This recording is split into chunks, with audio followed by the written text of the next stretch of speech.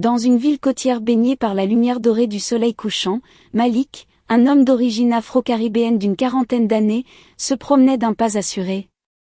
Son costume ajusté, d'un bleu profond, contrastait élégamment avec sa chemise ivoire et ses chaussures brillamment polies. Malik dégageait une aura de confiance naturelle, attirant les regards sans le moindre effort.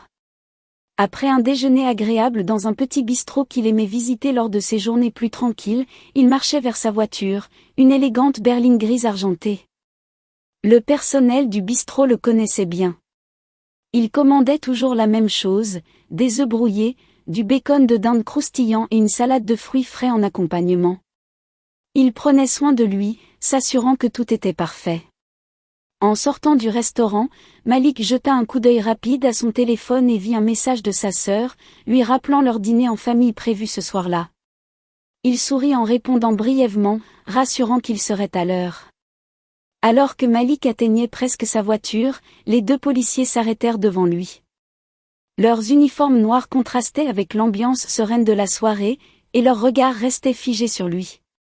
L'un des agents, un homme trapu avec une mâchoire serrée, prit la parole le premier, d'une voix qui n'était ni agressive ni amicale. « Bonsoir, monsieur. Nous aurions besoin de vous poser quelques questions, » dit-il en se tenant droit, les mains près de sa ceinture. Malik, bien que légèrement surpris, garda son calme. Il hocha la tête poliment et répondit d'un ton mesuré, « Bien sûr, que puis-je faire pour vous ?» Le policier trapu s'avança d'un pas, jetant un coup d'œil rapide à son collègue avant de reprendre la parole. « Nous avons reçu des rapports d'activités suspectes dans le quartier. Quelqu'un qui correspond à votre description, » dit-il en consultant brièvement son carnet, évitant soigneusement le regard de Malik. Malik sentit une tension familière monter dans son ventre. Ce scénario, il le connaissait bien, trop bien même. Il ne se souvenait plus du nombre de fois où il avait été jugé uniquement sur son apparence, un homme noir, bien habillé, dans un quartier aisé. Inutile de dire que ce genre de situation finissait rarement par un simple malentendu. Avec un sourire crispé, Malik répondit, « Je comprends. Je suis sûr que c'est un malentendu. Je suis juste sorti prendre un déjeuner au restaurant du coin, comme je le fais souvent. Je suis sur le point de reprendre ma voiture pour aller travailler. » Le policier ne sembla pas convaincu. Il se tourna légèrement vers son collègue, un homme plus jeune, au regard perçant et méfiant, qui restait silencieux mais attentif.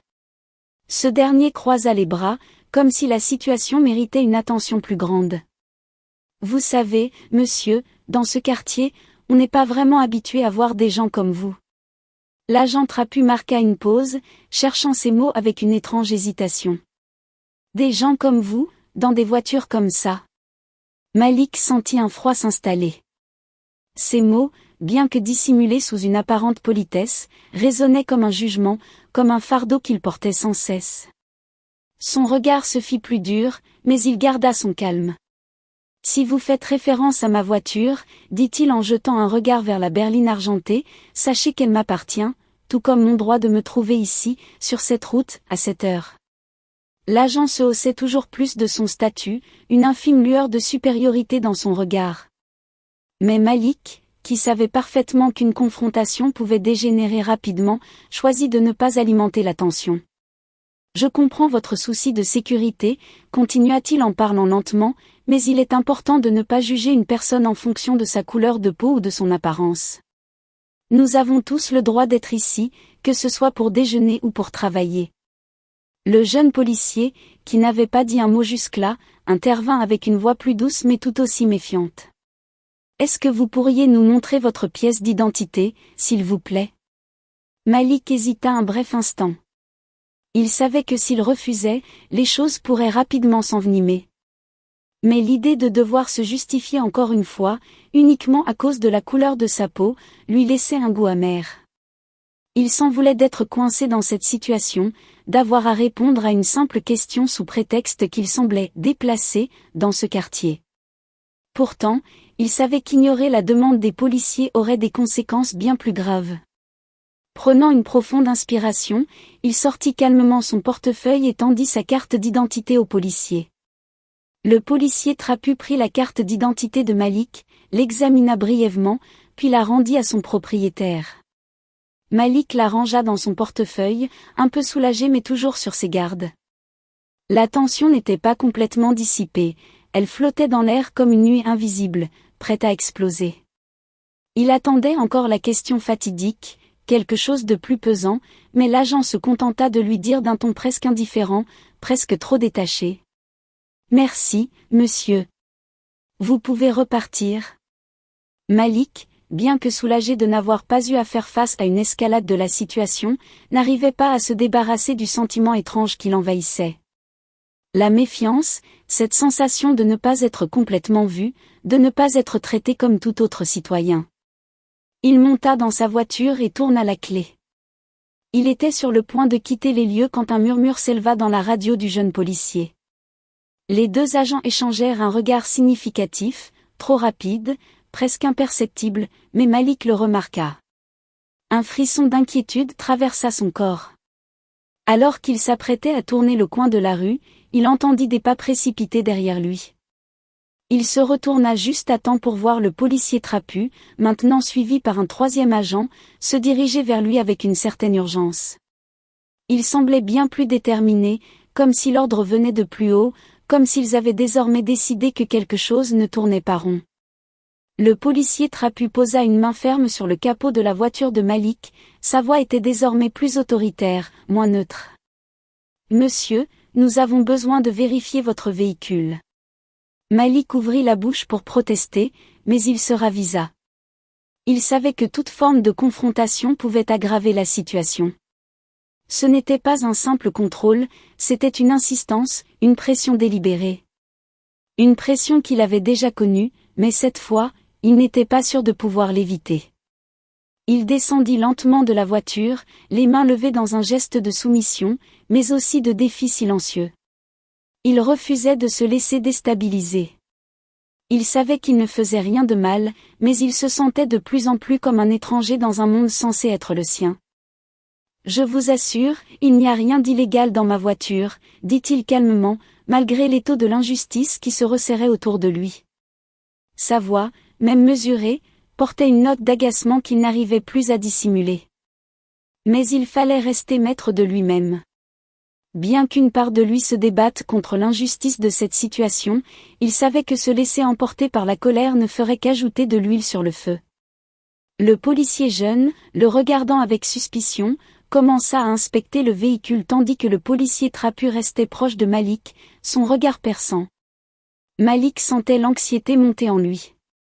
Chaque minute passée là, sous le regard des policiers, était une minute de plus à subir cette intrusion injustifiée. Son esprit tournait en rond, se demandant combien de temps encore cela durerait et pourquoi il avait été choisi, lui, pour cet affrontement. Il savait que ces policiers n'agissaient pas sur la base d'une véritable suspicion, mais plutôt à cause de leurs propres préjugés. Le simple fait d'être un homme noir dans une voiture dans ce quartier semblait suffire pour éveiller leurs doutes. Tout à coup, le policier jeune s'exclama en découvrant quelque chose dans le coffre. « Et, regardez ça !» Le policier trapu se rapprocha rapidement, son regard devenu plus aiguisé. Malik, la gorge nouée, tenta de voir ce qu'ils avaient trouvé, mais les policiers le tenaient à l'écart, l'empêchant de voir l'objet qu'ils avaient extrait. Une boule d'angoisse se forma dans son estomac. Ses pensées s'emballaient, il se demandait ce qu'ils avaient pu déterrer dans son coffre.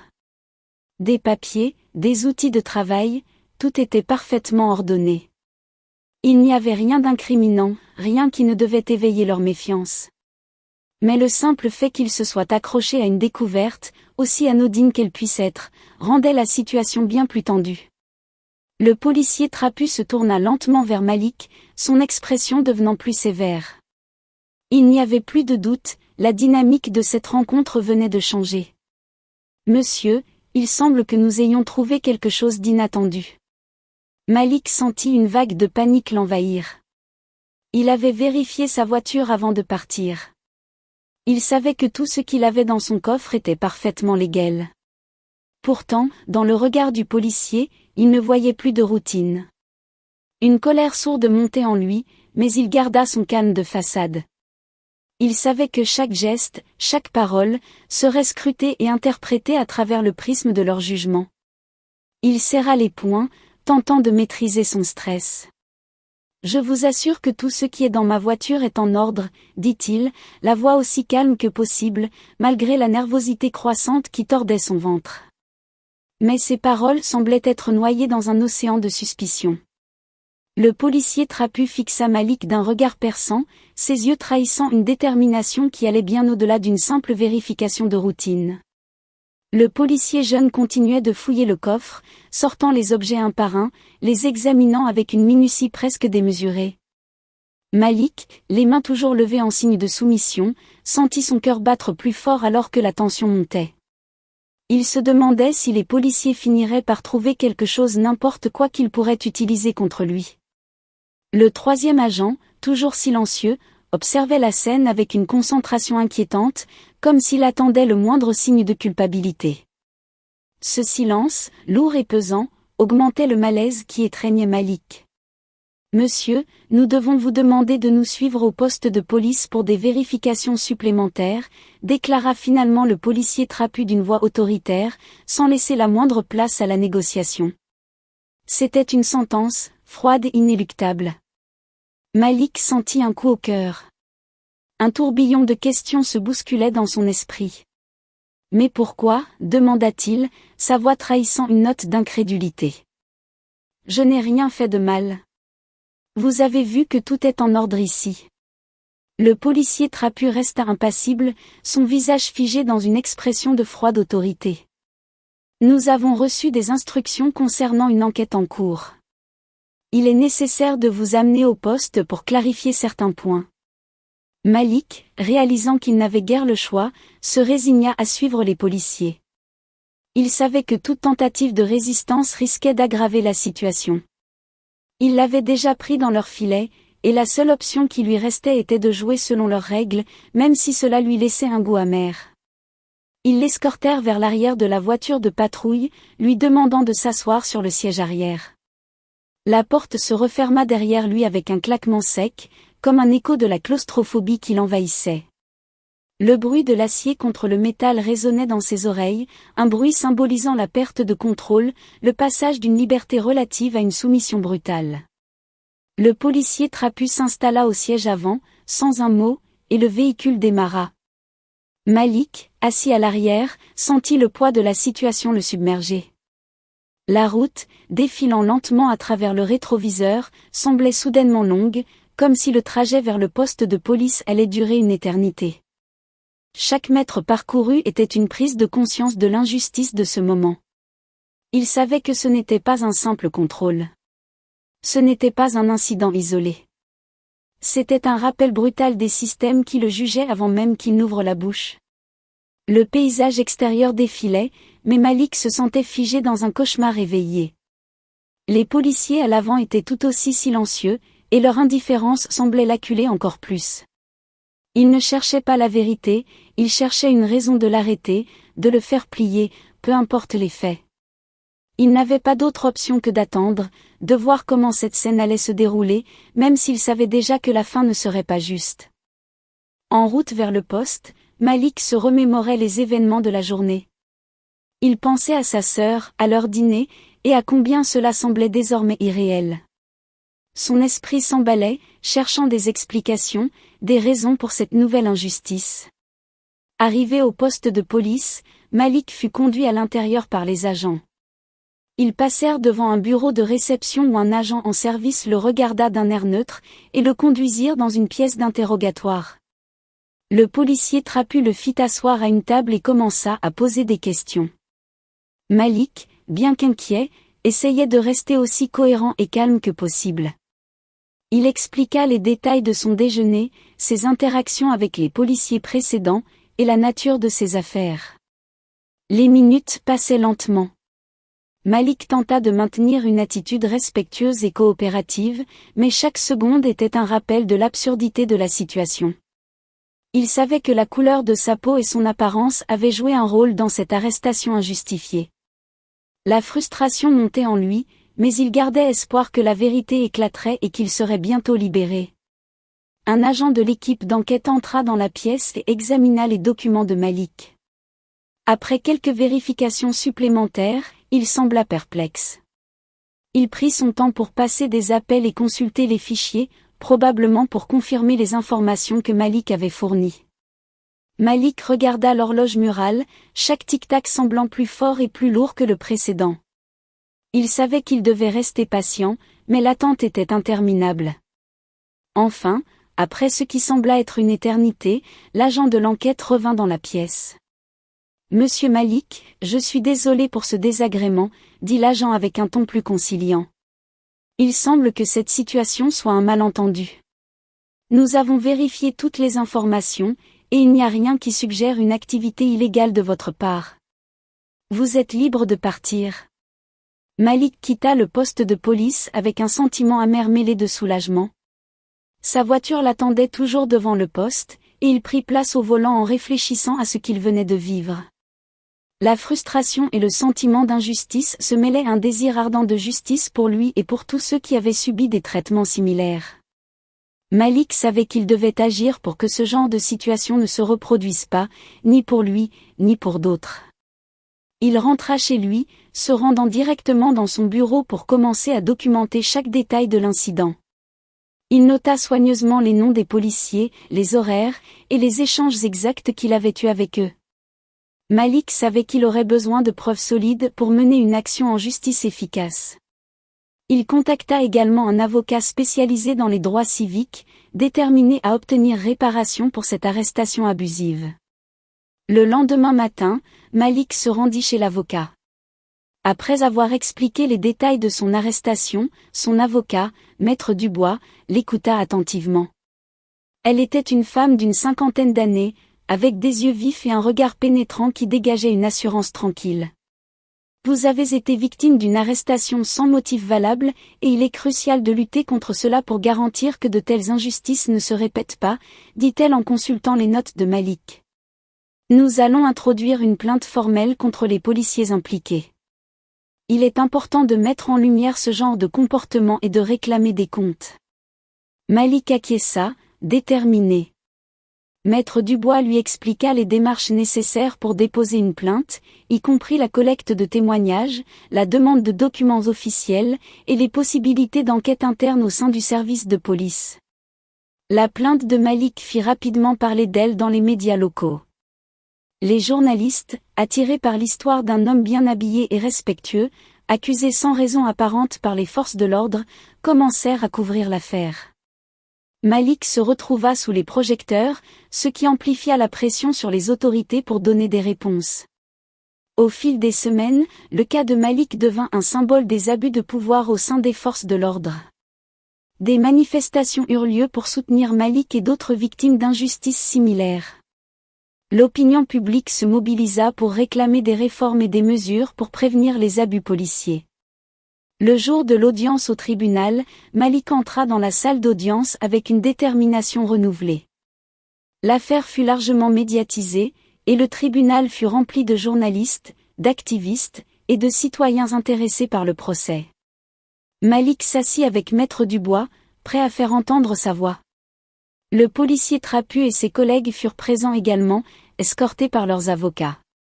L'affaire fut présentée devant le juge, et Malik témoigna de l'humiliation et du stress qu'il avait subi. Ses avocats fournirent des preuves et des témoignages pour démontrer que l'arrestation avait été motivée par des préjugés raciaux et qu'aucun fondement légal n'avait été respecté. Au fur et à mesure que l'audience avançait, Malik ressentit un mélange de nervosité et d'espoir. Le processus judiciaire était long et complexe, mais il savait que chaque étape était une avancée vers la justice. Il était déterminé à faire en sorte que les actions des policiers ne soient pas seulement reconnues comme injustes, mais aussi qu'elles entraînent des changements significatifs dans le système. Le verdict, rendu plusieurs mois plus tard, marqua une étape importante. Le tribunal conclut que les policiers avaient agi de manière discriminatoire et sans justification légale. Malik obtint non seulement des excuses publiques des forces de l'ordre, mais aussi une compensation financière pour le préjudice moral et les désagréments subis. De plus, l'affaire conduisit à une série de réformes internes au sein du département de police, visant à améliorer la formation sur les préjugés et à renforcer les mécanismes de contrôle et de plainte. Malik, bien que satisfait du résultat, savait que ce n'était qu'une partie du combat. Il continua à s'engager dans des activités de sensibilisation, partageant son expérience pour encourager des discussions sur la justice et l'égalité. Il restait un ardent défenseur de la lutte contre les abus de pouvoir et espérait que son action contribuerait à bâtir une société plus juste pour tous.